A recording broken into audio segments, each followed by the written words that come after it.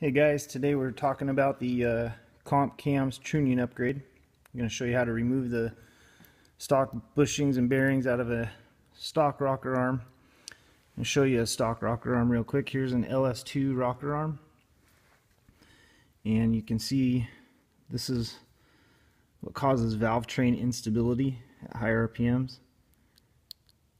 The bushing actually rocks inside the rocker arm. It's kind of hard to see, it's not really in focus, but you can hear it there. It's wiggling up and down. And the rocker arm on the stock rocker arm also is machined or designed to stop. It doesn't have full mobility or rotation. I don't know that that's such a big deal, but it is when you start getting into higher lift cams and whatnot. Anyways, I'm going to show you how to remove this real quick. And I'll show you how to put in the Cams Trunion upgrade. I've actually marked the bar on my vise here so that I know where to set the vise. To remove the stock bushing, we're going to use two sockets. One's a 22mm impact grade and one's just a 10mm standard. Now on the rocker arm, if you'll notice, one side has two flat spots in it and one side's rounded. So I'm going to drive from the rounded side and catch from the flat spot, or from the flat side, and I'm going to set the socket up against that flat spot there. Makes a nice stable platform to catch.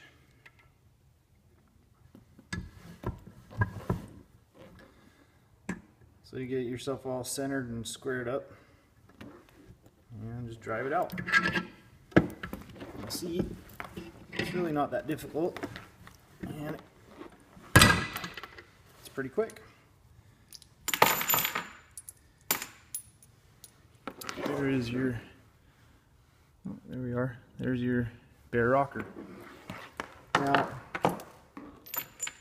here is your rocker bushing. Where am I? There we are. Rocker bushing. Your cage.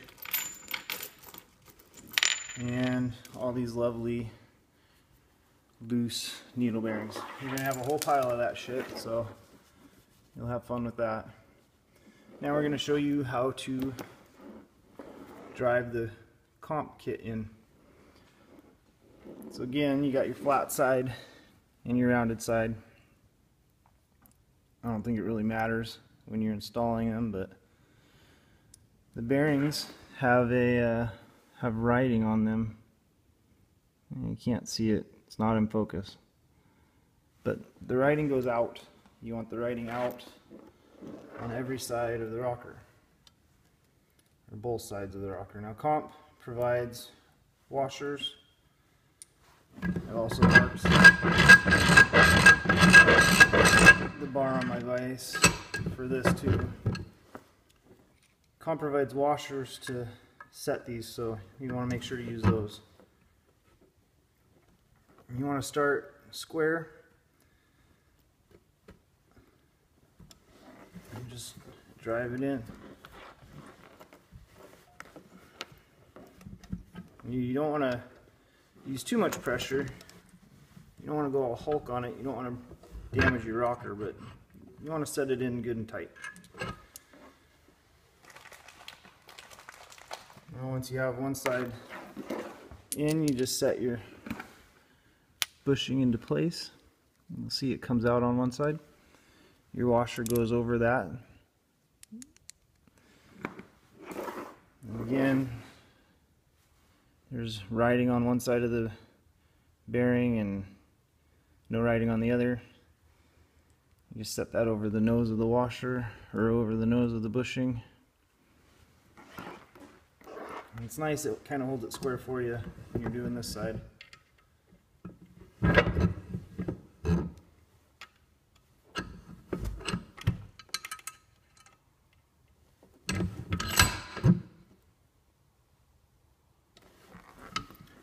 and set it in there. Now I start it. You got to get the nose of the bushing centered over the hole in the washer to set it in all the way.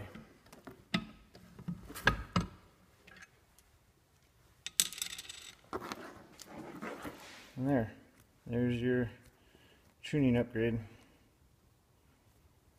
There's little circlips you put on the outsides in the ring groove there in the bushing, and you're done. Now you just got to do it 16 more times. Now I want to take note, guys, that you want the rocker to spin freely. Like you see, if you notice on this one, it's not really spinning. I mean, it's going a half or a quarter turn. What I noticed after doing about 12 of these is that one, like the last one I did, spun really freely after I was finished. So I went back to the other 12 and checked them, and they didn't spin as freely. And what I realized was that the bushing, the bearing, was not set either perfectly square or all the way, one or the other, into the boss of the rocker and around that bushing. So I went back and I did this little maneuver that you're watching me do here to all 12, and guess what? They all 12 spun very freely after I was done. So what I'm doing here is just going around every side, just on and off pressure of that bearing.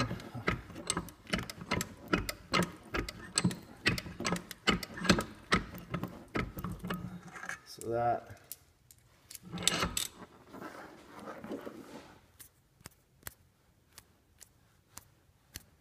it's set and the rocker spins freely. You'll feel it. It feels just like glass. I mean, it just is so smooth when it's done. You got to go around a couple times. See, it's spinning a full time around now. You got to go a couple times around just to get the grease worked in a little bit. But yeah, you want to make sure it spins freely. You don't want it to go a quarter turn. You want it to go at least a full turn around. And you want it to fall under its own weight. Those are kind of my two parameters as I've done this, is that it spins around one full time at least, and it falls under its own weight. I'm going to just do this one more time just for peace of mind, you know, because the whole goal here is to reduce friction, you know, with this upgrade, provide more travel for the rocker for higher lift cams, and remove or eliminate valve train instability. So you just want to make sure it's perfect, or as perfect as we can get it, right? Again, I'm just moving this up and down the face of my clamping surface here. I'm going back and forth, on-off pressure.